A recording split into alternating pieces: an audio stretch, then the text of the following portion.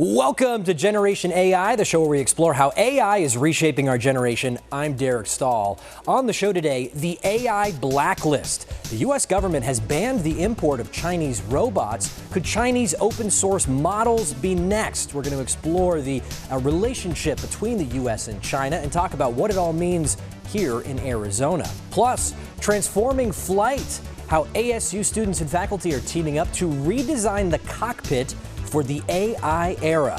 First, let's get right to our top story. From Silicon Valley to Washington, D.C., policymakers and AI companies are wrestling with how to respond to a series of stunning hacks. Last month, we learned that an OpenAI AI agent powered by two models broke free of its virtual testing environment, accessed the internet, and hacked its way into another AI company called Hugging Face, all of it unprompted. OpenAI had turned down the safety guardrails to test how good this agent was at finding security flaws, but it wasn't supposed to access the real internet. Well, then, last week, Anthropic announced that its own models had hacked into 3 companies during testing. In both cases, these frontier labs were unaware that the hacks had happened for days. And it's now raising new questions about what happens when powerful AI systems are allowed to act independently, and whether the creators of these models can always predict or control what these things do. My next guest is a nationally recognized cybersecurity expert at ASU. He's the founding director of the ASU Center for Cybersecurity and Trusted Foundations. Professor Gail-Jun Ahn, welcome to Generation AI. Okay, thanks for having me, Derek. Thank you for being here. So let's start with this. What's more concerning in your mind, that AI models were able to escape containment unprompted and carry out these real-world attacks, or that the leading labs didn't know that their models had hacked these companies for days? Well, regarding your question, instead of talking about technical details, I will share some kind of philosophical and strategic perspectives. I think this is both important and timely issues, and I think it reflects the biggest weakness of any goal-driven system, like a tunnel vision. Humans and autonomous AI agents alike can become so focused on optimizing a specific objective that they lose sight of the broader context, values, and unintended consequences. The result can be a hollow victory for achieving the goal, while ultimately causing greater harm. So when our AI agent is optimized for a single objective, it may maximize the objective while overlooking safety, ethics, mission priorities, or human intent. So success against one metric does not necessarily mean success for the overall mission. I think that is my view on this instance. Yeah, I think this gets into the idea of alignment and making sure that AI systems are aligned with human values and being very careful about the goals you give these systems. I want to show you here's a look at the timeline of the OpenAI Hugging Face hack. It played out over several days. It took days for the agent to actually get into Hugging Face's systems, and then it took days for OpenAI to come out and confirm that its models were responsible for this. You're a cybersecurity expert, and I'm just curious, what kind of insight should an OpenAI have into what its models are doing? What kind of visibility is possible, or are we just sort of in an era right now where these labs aren't going to know what their agents are doing until days later? Excellent question. In cybersecurity, we often say that optimizing for one metric can create new vulnerabilities elsewhere. So I think this is the good evidence, like especially this particular instance. So goal-driven AI agents face the same challenge. Like a tunnel vision can cause an agent to pursue its objective while ignoring security, privacy, policy, or operational impacts. So AI should optimize for the mission, not just the metrics. So I also reviewed their report last week. They are working with third-party vendors such as CrowdStrike to validate their findings related to recent incidents. They are also making sure that the model evaluation process is properly guided and protected by appropriate guidelines. So, or many times they call the guardrails. So they are aiming for trustworthy AI. So this is also one of the reasons why many leading enterprises have started creating and hiring for chief AI officer positions to establish governance of oversight and accountability for secure and responsible deployment of AI. So these companies, they are aware of how to build secure and responsible deployment of AI, but sometimes these AI agents, they ignore some of important governance. So I think we have good lessons from this instance. So from these lessons, I think we can further improve the trustworthy AI solutions and systems from now on. We hear about humans carrying out hacks all the time. Happens probably every minute of every day. But from what you know, I know you're on the outside, don't have all the information here, but from what you've heard about the OpenAI Hugging Face hack, was there anything that this agent did that a skilled human hacker could not do? Frankly speaking, AI can handle massive data. So from the knowledge from massive data, AI agent can definitely launch various attacks similar to human beings. But obviously, human special attackers' mindset might not be resembled in AI agent. Still, AI agent cannot achieve certain goals. But who knows, from now on, AI agent can learn something from human. So eventually they can go beyond. So that's why even DoD, they were organizing cyber AI challenges a few years ago to develop how to design and develop offensive and defensive solutions using AI techniques. So also you should be prepared to handle this kind of AI-driven attacks as well. Let's talk about that point you just made, defensive solutions. So when Hugging Face was investigating this hack, they actually couldn't use the top of the line American models because of the safety guardrails that are built into these closed systems. The safety guardrails couldn't tell if they had good intentions or they had bad intentions, so it basically blocked their requests to investigate. So Hugging Face had to turn around and they had to use one of these Chinese open weight models, I think it was Kimi, to figure out what happened here. And that's led to a big debate over open weight systems like Kimi K3. Folks like NVIDIA's Jensen Huang have come out arguing that open weight models are critical for cybersecurity. Then you have other folks on the other side saying open weight models are just going to, enable the bad guys to launch even more attacks. Where do you fall on this debate over open versus closed systems? And is it possible to even give the defenders access to these open weight systems without also enabling the bad guys at the same time? Actually, my answer is not to leaning toward particular side, because as a cybersecurity expert or maybe as engineers, the important thing is to maintain the balance between offensive and defense side. So obviously, AI techniques can launch various attacks, maybe unknown types of attacks from now, because they can learn from the existing solutions or existing the database or OpenAI solutions and so on. But frankly speaking, it's very hard to predict. But the important thing is, as a cybersecurity communities, this is time to come up with the governance and solutions which can maintain the balances, and also hopefully you can have more proactive the countermeasures against cyber attacks launched by AI.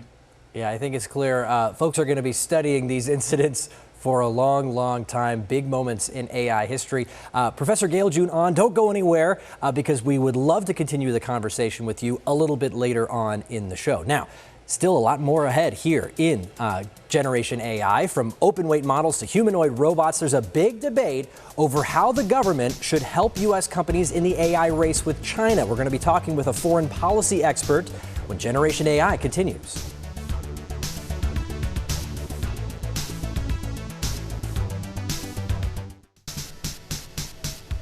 Welcome back to Generation AI. In the race to develop ultra-powerful AI, many of the biggest names in the industry are now sounding the alarm, calling on the U.S. government to slow down development. More than 1,300 employees and executives from companies like OpenAI, Anthropic, and Google have signed on to this letter calling for an international effort to slow down the pace. But in the last few weeks, Chinese AI companies have shown they are accelerating, and they may have dramatically narrowed the U.S.'s lead. My next guest is the president and CEO of the Phoenix Committee on Foreign Relations. She's an expert on U.S. China relations. Dr. Lily McElwee, welcome to Generation AI. Thank you so much. Thanks Glad so to much be for coming here. in. So last week, a Chinese company called Moonshot AI released its free downloadable version of its brand new model, Kimi K3, made a lot of waves. What is so significant about this open weight model, and what does it say about the state of the race between the U.S. and China right now? Absolutely. So the release of Kimi K3 is fascinating because it brings so many issues that top U.S. policy and technology leaders have on the technology dimensions of U.S. China competition to the fore. The first is the open weight side, and I'll get to that in a minute, but it does bring to the fore this issue of open weight versus closed systems when it comes to AI. And we've talked a little bit about the technology dimensions of that on your show so far, but I want to bring in a geopolitical dimension as well, which is important in the context of broader U.S.-China competition. China has always framed itself as a provider of more freely accessible, low-cost technology to the rest of the world, while the United States provides these proprietary systems. I think the release of open weight models and Beijing's embrace of the open weight model in general as its preferred system when it comes to AI is consistent with that broader marketing that Beijing wants to sell in terms of Chinese foreign policy of China as the lower cost provider to the rest of the world, servicing developing countries and countries in the global south where the U.S. is just out to make money. And so when we think about the U.S. approach to frontier models and proprietary models where U.S. companies are selling their services versus the open weight system that Beijing can market as, here, XYZ developing country, we're going to help you have this freely downloadable and adjustable model. It really fits with Chinese foreign policy in general. Can I offer a more pessimistic view, which is China has done things where they have dumped steel, at highly subsidized steel to kind of wreck the market and drive, put the competitors out of business. Some in the AI industry might see these open weight models as an effort to kind of put the closed model folks out of business. What do you say to that? Sure. I think it's absolutely consistent with that approach. My sense is that Beijing's words and actions are not always consistent, but Beijing puts a lot of effort into marketing itself as a provider of more accessible infrastructure for developing countries. And here I want to bring in the 5G debate, right? There was a serious concern about Chinese 5G models provided by Huawei to the developing world or global South countries. And although alarm bells have been raised for many years in the United States, the question is also a matter of cost. So I'm not saying that Beijing is acting in good faith. I'm saying it's a marketing ploy. Yeah, there's another aspect of the sort of national security discussion that I want to bring up. There was a study done by Booz Allen on open weight Chinese models where they analyzed the inputs and the outputs, and they basically found that if you were someone who seemed to be a U.S. government official using a Chinese open weight model, those Chinese open weight models tended to produce issues, problems in the code, potential, back doors or whatever. Absolutely. So tell me about any concerns on the national security front in all of this? Huge concerns on the national security front. And I think that is a mutual concern that Beijing and Washington have as they're locked in this U.S.-China AI competition. Washington is rightly concerned about data vulnerabilities when it comes to U.S. customers using open weight Chinese models, because the output of those models is generating data on U.S. citizens. So we ban Chinese electric vehicles and we ban other Chinese technology products. But if we're not banning AI systems, which are increasingly used to train those products and access consumer data in the United States, then we have a security vulnerability. There are a couple added dimensions to this too when it comes to the release of Kimi and technology and national security concerns in the United States. And that is this idea of distillation.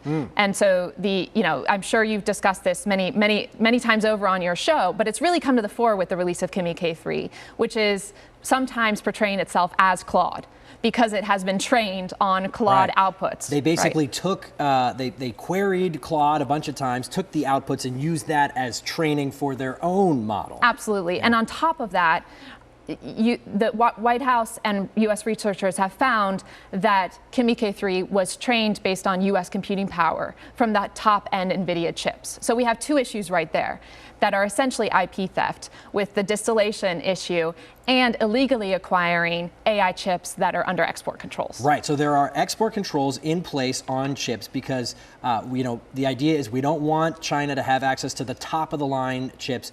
The export controls have kind of shifted a little over time. Where are we on that, and what's the thinking behind that? Absolutely. So the export controls date really to the Trump, then Biden, then Trump administrations. But Biden was really the one who implemented these controls on advanced AI chips for the first time. And it was very fundamental in U.S. China competition. Beijing was very upset. This is a core issue for China because chips are a choke point for China in the AI race. And they are an advantage the United States needs to really seize. But one of the key issues here is that China is continuing to illegally acquire advanced AI chips. So you have this debate in the United States, and that's part of this change in U.S. export control policy that you're referring to, about whether if China is going to pursue developing the most advanced chips anyway, should we sell to them or not, right? Right? Should we take the profit now? Or should we seek to stall their development by withholding those chips for as long as possible? Jensen Huang of NVIDIA would say sell to China, right? Absolutely. And he would argue basically we should make China as addicted to U.S. chips and get them in the stack, inside the moat or whatever they say as much as possible. Right. It's a matter of profit now, but it's also a matter of which is deterring China's progress more, providing those chips so it has less of an incentive to develop its own domestic alternatives, or not providing those chips so it doesn't have the technology basis to do so. Now, the Trump administration has pared back U.S. export controls on advanced AI chips, moderately speaking, but there are still significant restrictions in place, and effectively I would argue that those changes are really just nuances that haven't shifted the dial in terms of China's access to advanced chips from NVIDIA. So the most advanced chips are still restricted. The H200 series is there's not a blanket restriction on it anymore. It's a case-by-case basis, but to my knowledge, there have been no cases that are approved. So effectively, there has not been a change. But there has been a change to policy overall in the export control domain. But I think we need to look at that in the context of broader dynamics in U.S. China relations and the number of meetings that Xi Jinping and President Trump have had this year and will have going forward. And they're going to have one next month. On the flip side, talking about export controls, they've also put in some import controls, including on robots. And they recently banned all, I guess, foreign humanoid robots and also some power converters and things like that. What is the thinking on that, and could that same idea be applied to the open weight models? And do you think that would be wise? So there is this debate, and the administration is actively considering bans on open weight models from China. Now, there is some concern that those controls might not be as implementable and achievable, effective, for lack of a better word, simply because they are open weight. Right? So they are freely downloadable and accessible in general, right? So I think that there is this balance between putting in controls that are actually achievable to implement, and I would focus on the export side of that. And the reason I would focus on the export side of that is because any model, open weight or closed weight, when it comes to China, is going to be dependent on computing power from the United States, any advanced model. And so let's take advantage of our strong points in this AI race, which are advanced NVIDIA chips, which are produced right here in Arizona, and ensure that our controls on those chips are as effective as possible. Because what's happening is that China is circumventing those export controls to acquire the chips anyway. And it's acquiring from partners in Southeast Asia, it's stockpiling, it's targeting the scientists that are developing those chips in general. So there are all these ways that Beijing is looking to get around those restrictions, and I think we need to focus on making sure that those are as robust as possible. It is such a fascinating topic, and as you mentioned, Arizona has a stake in it. TSMC makes a lot of these chips, so a lot of the debate that's happening between the U.S. and China is affecting us all here. Dr. Lily McElwee, thank you so much for being on Generation AI. It's a pleasure. Thank you. Thank you. Hey, stick around. Much more Generation AI to come. How ASU students are finding ways to integrate AI in the cockpit. We'll explain how it could change the future of flight. when Generation AI continues.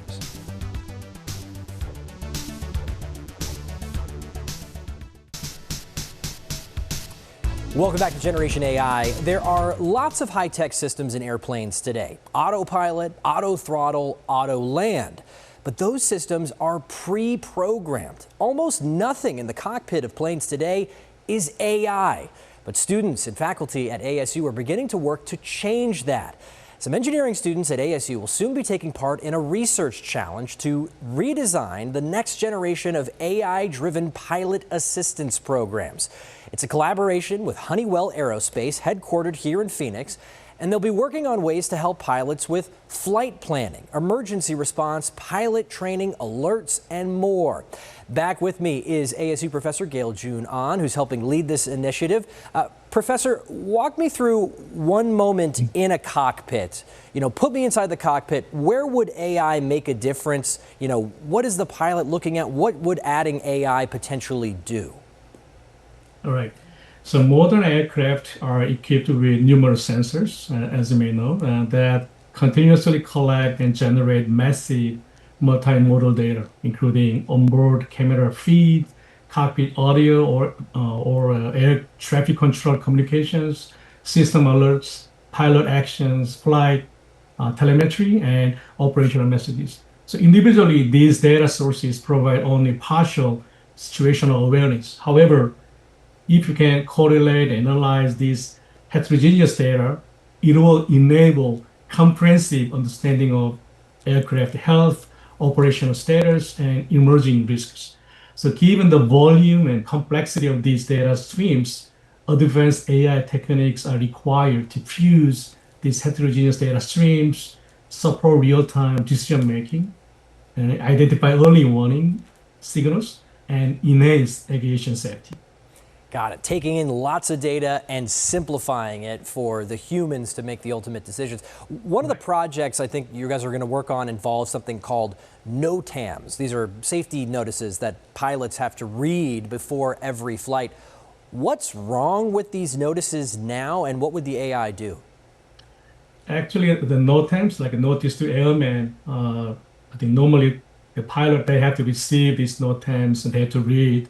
And sometimes they have to read these NOTAMs before their some kind of route or during the route. So sometimes they can miss some important NOTAMs because some NOTAMs can be changed regularly, and even sometimes dynamically can be changed. So if you can use AI, it can help summarize NOTAMs, and even it can align them with flight data.